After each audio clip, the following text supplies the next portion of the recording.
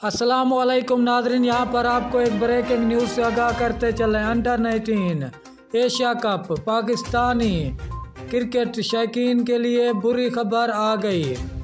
हम आपको मुकम्मल अपडेट से आगाह करेंगे। इससे पहले अगर आप हमारे चैनल पर न्यू हैं या पहली बार विजिट कर रहे हैं तो चैनल सब्सक्राइब करें, साथ दिए गए बेल आइकन को ऑल पर कर दें ताकि हर नई आने वाली वीडियो आप तक आसानी पहुँचती रहे। तो आपका कीमती वक्त ज़ाय किए बगैर चलते हैं वीडियो की तरफ।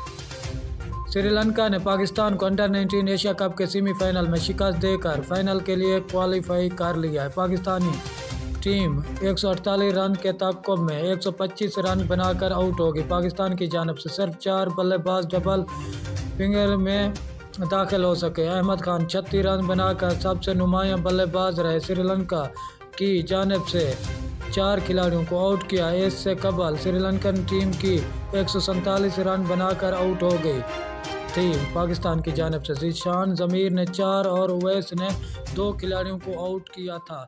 शुक्रिया नाज़रीन, हमारी वीडियो